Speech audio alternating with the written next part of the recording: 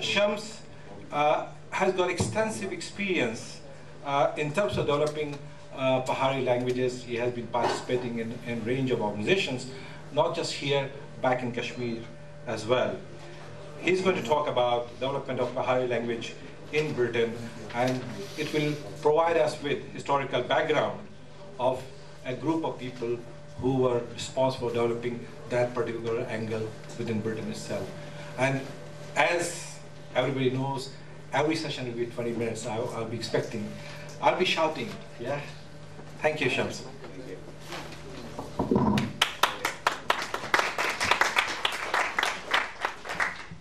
Thanks, Chair. And congratulations to Pahari Sangat for organizing this fascinating event today. I will be, as you can see, I will be talking about Pahari language development in Britain. But as we'll go through, you will see that it's very difficult, rather impossible, to talk about any aspect of ethnic minority communities or community which migrated from one area of the world and settled in another, to talk about them in isolation. They are always linked with where they come from. And so they will be sort of overlapping there and here. And you know, when we talk about language, obviously it was not developed exclusively in Britain or in isolation in Britain. It had its traditions in South Asia, and you have heard a great deal about that in the morning session. So I won't be sort of going into details there, but I will give some sort of reference to historical traditions. And then, you know, we'll come to the actual writing of language in Britain. I think here, what happened in Britain was quite peculiar and quite distinct. I mean, people in the morning session have talked about you know, the different identities of this language, the different dialects, or if you ask the people who speak their dialect, they would perhaps like their dialect to be referred as a language rather than a dialect. But that is end of the debate, that what is dialect and what is language and who decides.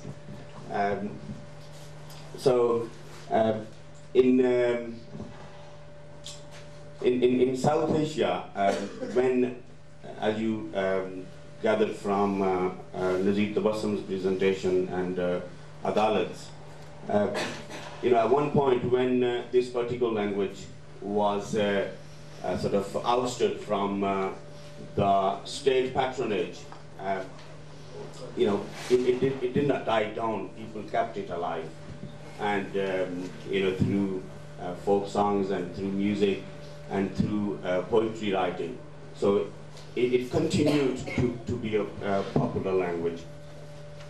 And the two arenas where this language survived, and I would say that where people protected their sort of popular sphere for this language, were, you know, one is sort of common use, that although education was provided in, you know, the languages of state, in the empire eras, you know, Arabic, Persian, and English, but after that, you know, the post-colonial era, the Hindi and Urdu mainly taken over that space, with English obviously staying as the main language, and it is quite, in many sort of senses, is the main language, and I think it's going to stay that way.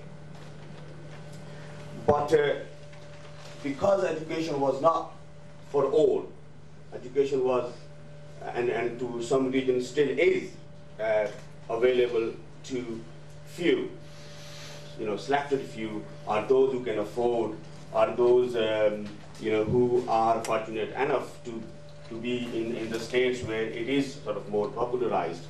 But in, you know, 50 years back, in the state of Kashmir, education was not for all. So the people who could not go through schooling, for them this was the only mean of communication, the only language they would converse in. So therefore, this was one sphere where the language survived.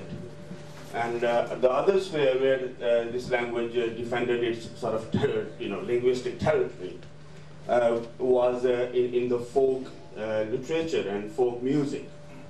And the people who wrote in this language, we were, of course, in Britain were not the only one. There were many people before us who kept this language alive through writing and through making speeches in public spheres. In terms of writing, we know that Mia Muhammad wrote his legendary Saf Muluk in third quarter of 19th century, in 1880s.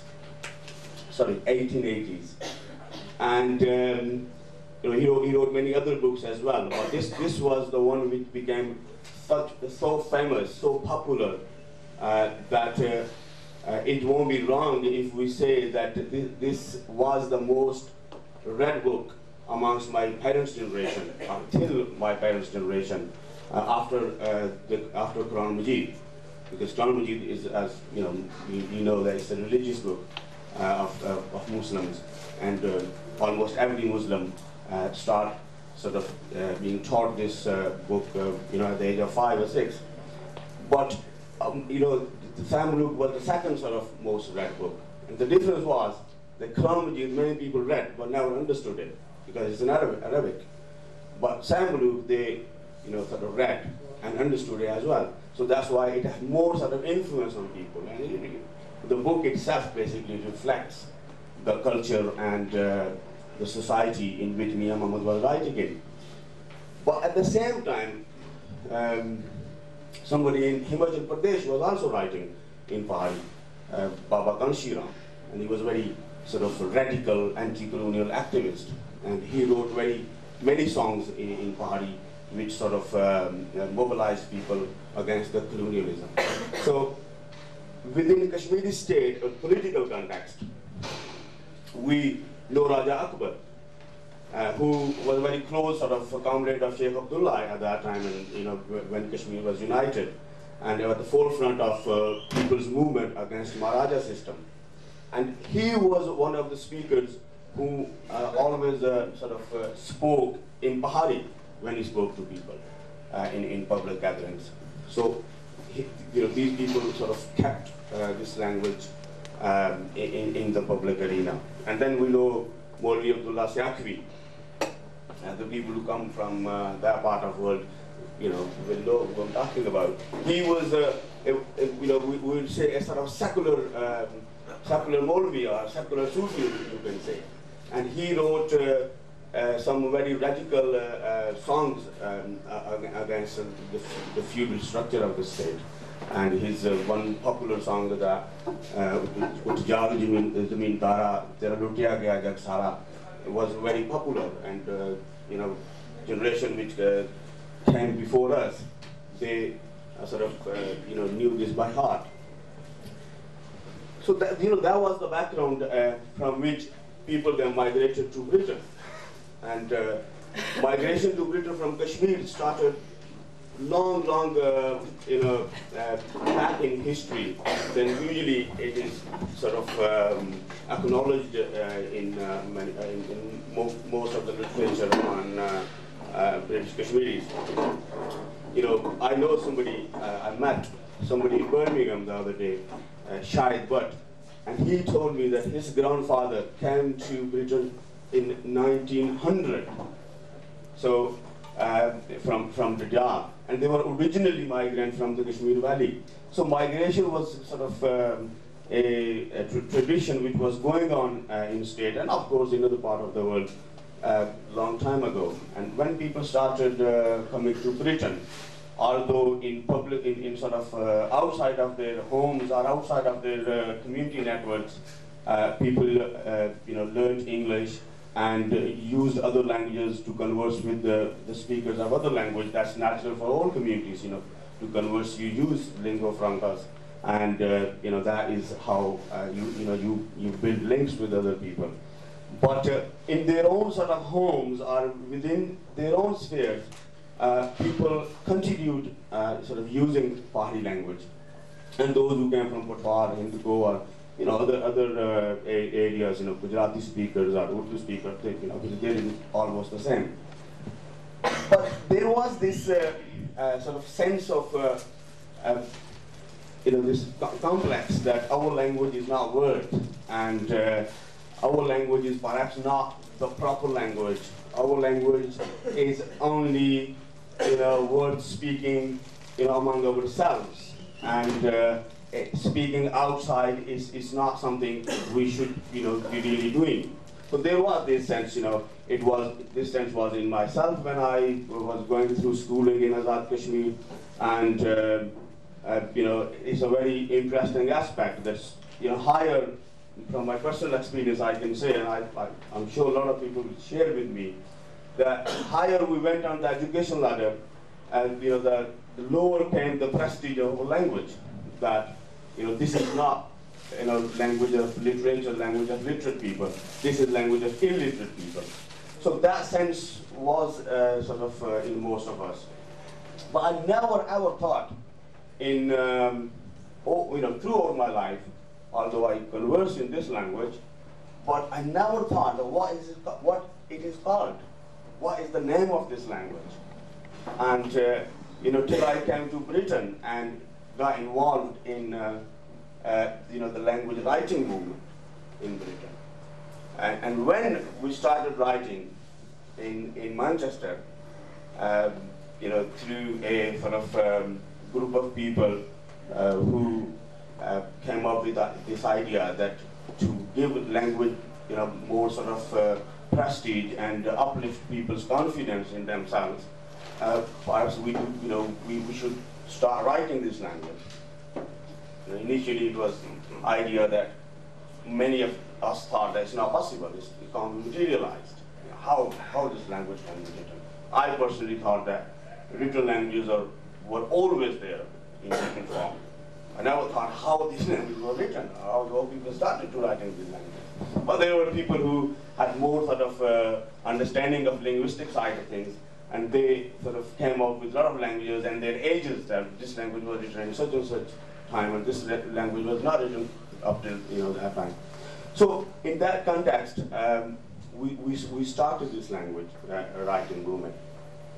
But I didn't know what it's called.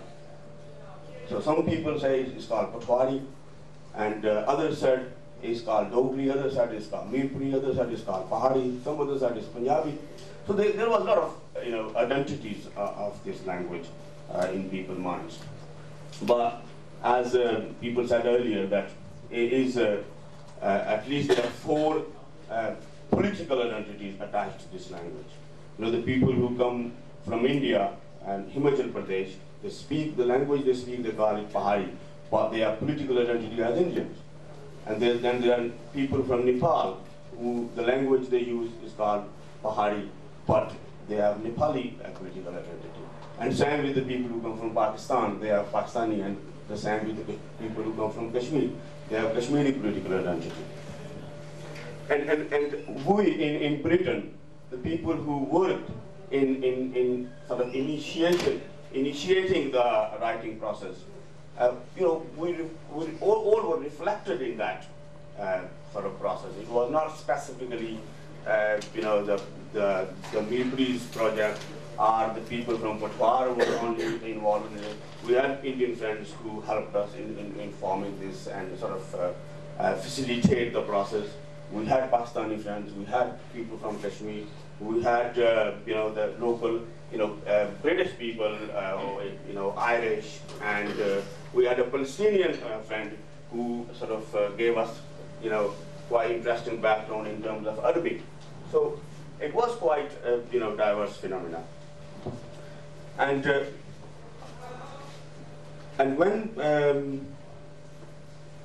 when we started writing the language, and one first sort of question was asked by a lot of our own people, that how you are going to write, you are going to write in Urdu, aren't you?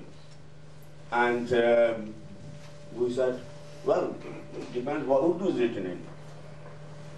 A lot of people said that you are going to use the Urdu alphabet, Urdu sort of a script. So therefore it is Urdu, isn't it? And obviously they will know that Urdu itself is based on Persian and Arabic script.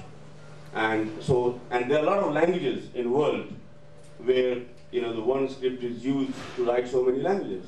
But our people have this sort of understanding of their own language, that language is each and every language has its own script, which of course is not the case. But then the next question was that there are sounds in our language for which we don't have any letters in Persian or in Arabic. So we can use Arabic and Persian based and Urdu based alphabet, but there are still sounds which cannot be sort of written in the available alphabets. So how we are going to resolve that?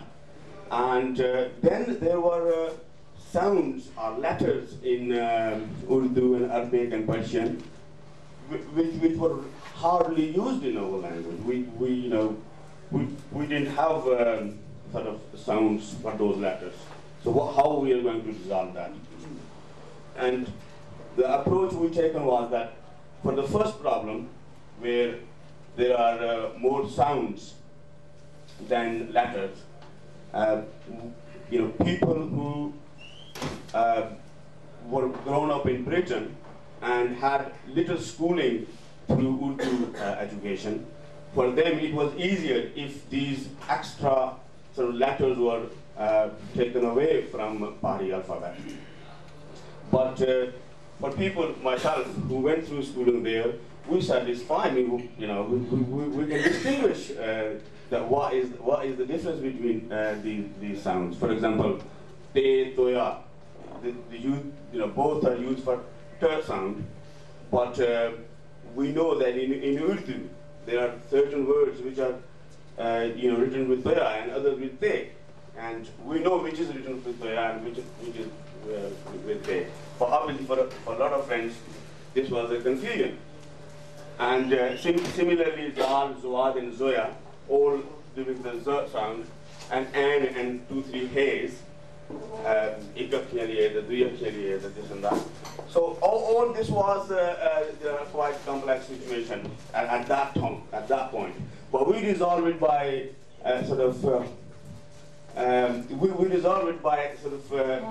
deciding that, okay, that's personal decision. If people want to write with write Tariq, who was basically founder of writing this language in Britain, and he was saying that I don't want to write Tariq with Toya, I want to write it with Te. That's your decision. You can write it in Te, but that does not mean that people can't write it with Toya. So that was sort of resolved in that way. But then there was the more complex situation, that how we are going to convert the sounds in writing for which we don't have letters. So for that, after long and many discussions and debates in which a lot of friends from across Britain were involved, and we had some linguist experts from Pakistan and Kashmir coming over who participated in this process and facilitated it. What the Dori He was the one letter we had problem with. There's a lot of words in our language like Kori, Kar, Pavi, a lot of things where this He sound, if we use the existing He's in alphabet, it won't, in reading it won't sound right, and it will mean different as well. So, because of time, I'm just concluding that we invented a new letter by combining two existing letters. So we had two He's in Urdu alphabet, ek akhyali and do akhyali. So we joined two to make Dori He. So that was resolved that way. So we know when we write Pavi, Kar, Kori, we use these two He's. And the other letter which we needed was for the wrong sound. Khana, Pina, Jana, Ban. there are a lot of words where this ra sound comes at the end, but we didn't have letter for that. So we again sort of did some sort of combination that we took the toya and placed it on the nukta of noon. So we invented a new letter that's called rune. So now we can write, the Pahari without any problem. The group of people we started, we are very fluent now. Initially, of course, it was a very, very difficult process. We could not think. I personally could not think in Pahari when it comes to writing. I always started writing in Urdu. Every other word I wrote was in Urdu. But now, obviously, my mind is quite conditioned now for this language, which I heard when this was the first language I heard when I came to this world, but then I forgot. But through this, I think I got it back. Thank you.